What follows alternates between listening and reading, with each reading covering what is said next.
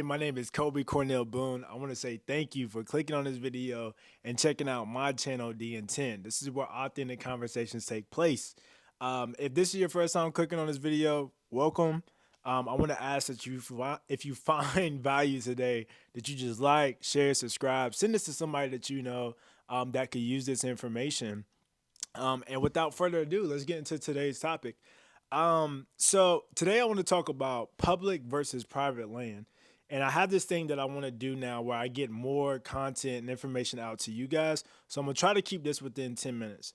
But for you guys who may be current hunters, maybe looking to get into hunting or just curious about the space. So there's two different like types of land that you can hunt pretty much.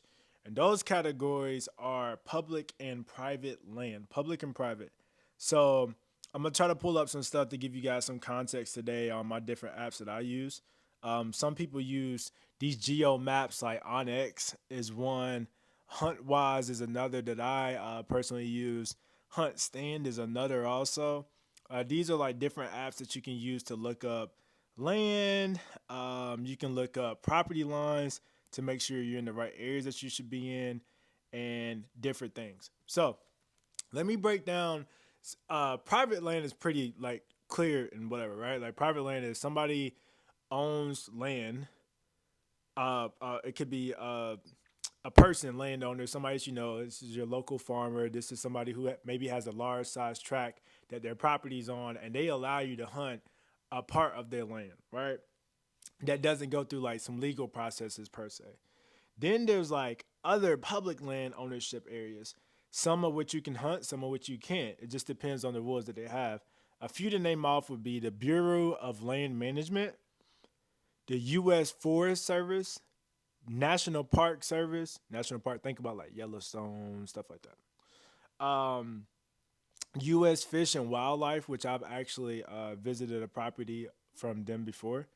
The Bureau of Reclamation, American Indian areas, important to think about, like reservations. There's some areas in Oklahoma that you can hunt like that. I actually have a guy I've went out and hunted with before who's from the Comanche tribe, and out in Oklahoma, and they have areas like that. A lot of areas like that there. The Department of Defense actually owns land, so Eastern North Carolina does places where the Air Force does different work and trainings and stuff like that. Some of those areas they have reserved for hunting that you can pay for a permit and hunt.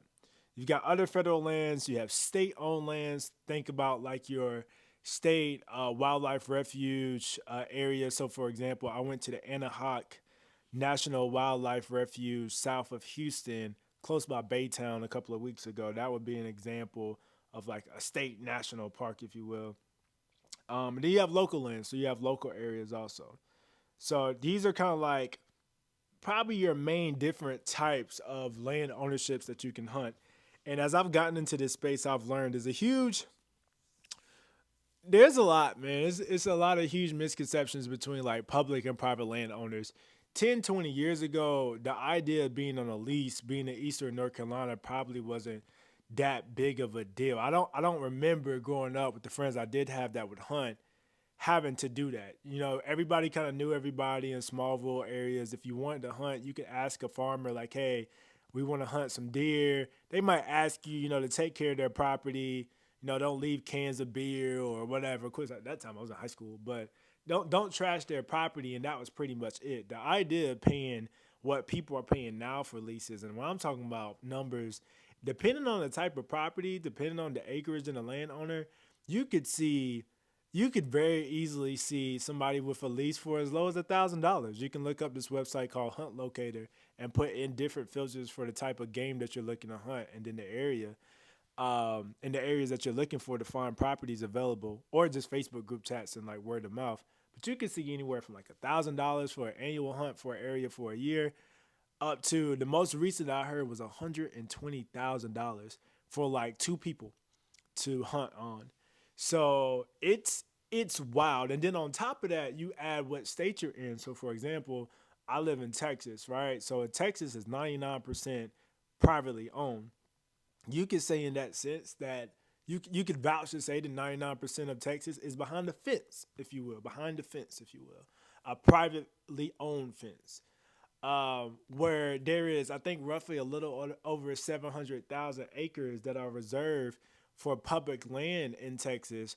All of that is not available to hunt on. One, two, may or may not have the specific game that you're looking to hunt at these different places, by and large, or a large population. That would be point three. Four, and I'm not deprecating, I'm just being real. Like somebody can share in the comment section, I don't care. Four, there's different restrictions based on whatever WMA, which is short as for wildlife management area. There's different restrictions for different areas. So yeah, it might be an area that you like up in. I'll just use one for example.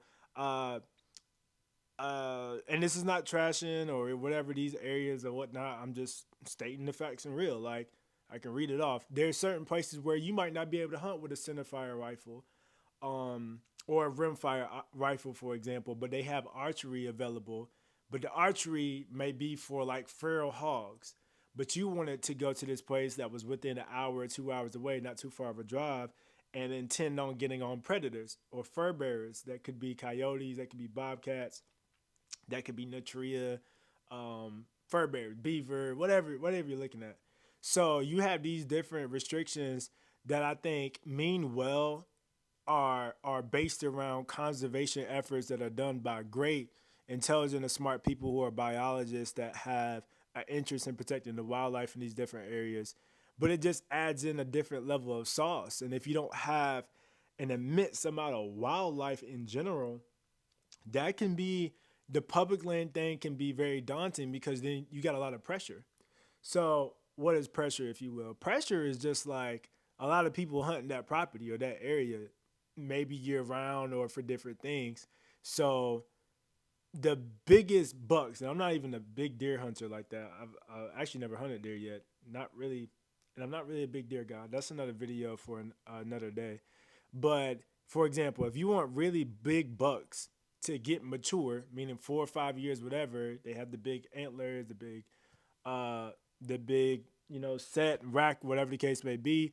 They've got to be able to grow to maturity. Like they've got to be able to grow up to get big.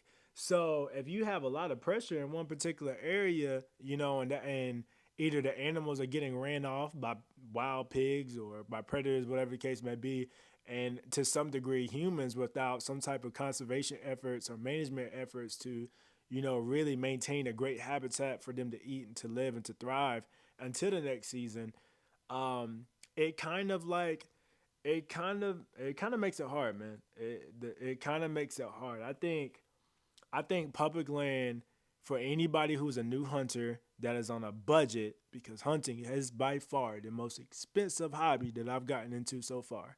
And I don't even call it a hobby as much as it is like hunting is a lifestyle. Like it's a being able to go into the woods and find something to eat and bring it back home. Yeah, that's not a hobby per se to me. It's more of a lifestyle. Um, but what was my point there? But yeah, it makes a difference, man. I'll just share, the lessening of the biodiversity, or maybe the word is bio footprint. I think biodiversity is the right one.